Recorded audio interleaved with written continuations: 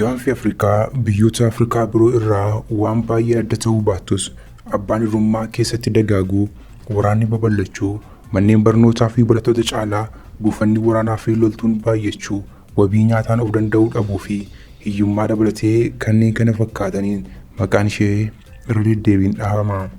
Dureewwan biyyoota Gaanfa Afrikaa kunneen irra jireessaan abbaa irree ta'uun isaanii ammoo akka isaan barnoota jibban, nama barate balfan, mana barumsaa caalaa kaampii waraanaa ijaaran, dooktaraa fi injiinera caalaa koloneelaa fi jeneraala oomishan, dawaa fi diizaayinii egeree dhalootaa bareechuu caalaa rasaasaa fi diroonii dhaloota balleessuu akka isaan caalchisan isaan taasiseera. Seenaa fi saayinsiin akka jirutti yoo ta'e abbootiin irree namoonni akka baratan kan hin barbaanneef ofii isaaniif gaafa baratan barumsi waan isaaniif hin galleef darbee garuu warri barnoota akkaadaamiin qabxii olaanaa galmeessanis gocha garaa jabummaa hamaa yoo raawwatan seenaa addunyaa kana keessatti dhaga'amee beekama. Abbootiin irree baay'een barnoota sadarkaa tokkoffaa kan hin xumurre, kaan seenaniidhuma kan adda kutan, kaan isaanii ammoo karaa mana barumsaa yoo warra hin bahin akka ta'e seenaan isaanii ni mirkaneessa. Garuu gulantaa barbaadan ofii kennuunis of dhaadheessu. Barachuu dhabuu isaaniitiin miirri gadaantummaa waan ittiin dhaga'amuuf Dooktar, Injiinar, Piroofeesar, Fiild Maarshaal jedhanii nu waamaa jechuun waamota nagaa akeekachiisu.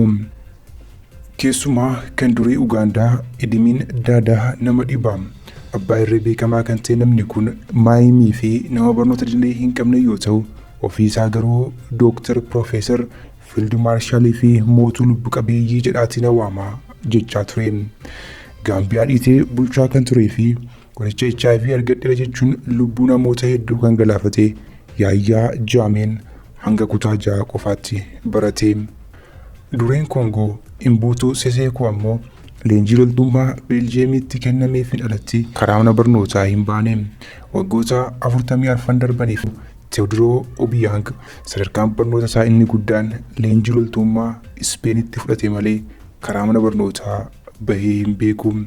Akkasitti waa'ee abbootii irree Afrikaa yoo kaasne yeroo nun gahu isaa fi yeroo biraaf bulfannee gara sadarkaa barnootaa pirezidaantotaa fi muummicha ministeeraa biyyoota Gaanfa Afrikaatiin caluutti isin deebisa. Gaanfi Afrikaa pirezidaantota 6 fi muummicha ministeeraa tokko qabdi. Abbootii irree hedduun kan keessatti argaman qofaa osoo hin taane namni tokko waggaa 30 ol pirezidaantii ta'ee biyya dhiitee bulchaa jiru kan keessatti argamtudha.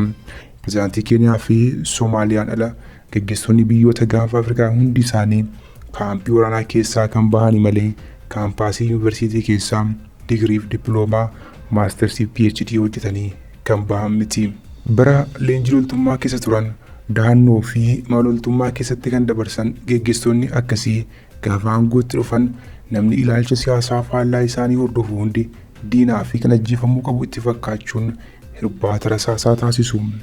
Omar Giilee, Saalvaakir Maayardiit, Isaayyaas Afwerqii, Hasan Sheek Mohaammed, Abiyyi Ahmad, William Ruuto jechaa duraa duubaan sadarkaa barnoota isaanii ilaallaa ni faana bu'a. Pirezidaantii Jibuutii kan ta'an Omar Giilee Oromiyaa Dirree Dhawaatti dhalatan.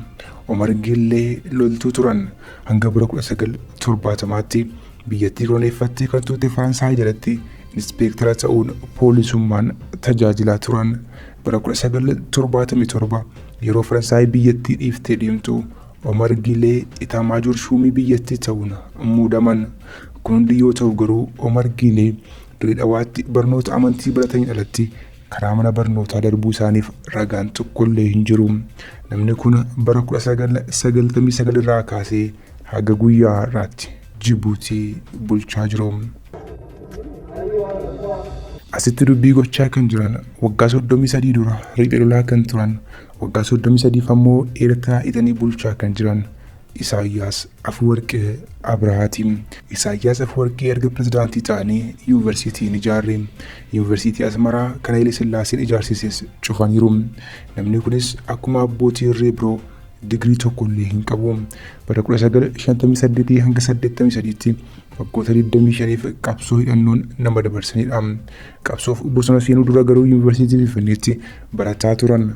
Isaayyaas Afwerqiin Yuunivarsiitii Finfinneetti barataa injiinaringii turanis barnoota waggaa tokkoffaa irraa gara waggaa lammaffaatti darbuu dadhabuun waan ari'amaniif yuunivarsiitii dhiisee gara bosonaa deemuun qabsoo eegalee sadarkaan barnoota isaas kanumaan erga aangoo qabates barnoota baratee digirii gonfaate tokkollee hin qabu.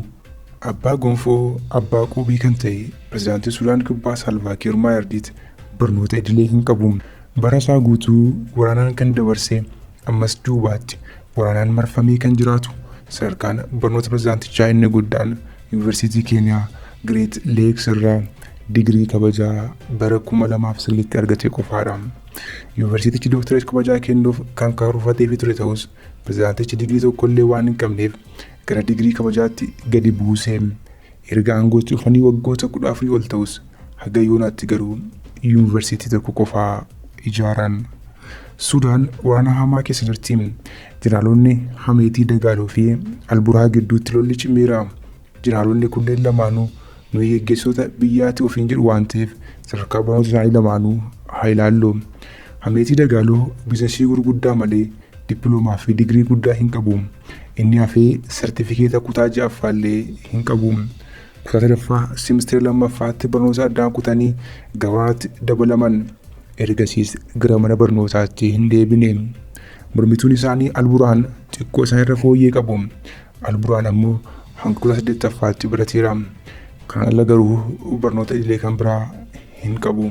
I have graduated from the university, Somali National University in 1981.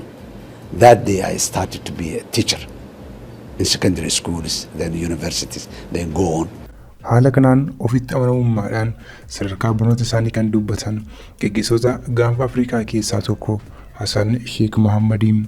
Pirezidaantii Soomaaliyaa kun bara 1981 yuunivarsiitii beekamaa biyya isaanii irraa digirii jalqabaan eebbifamuun mana barumsaa sadarkaa lammaffaatii hanga yuunivarsiitiitti barsiisummaan tajaajilaniiru.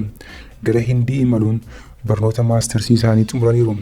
Dhaabbanni mootummoota gamtoomanii kan bulchu University of Peace irraa immoo PhD isaanii gonfataniiru.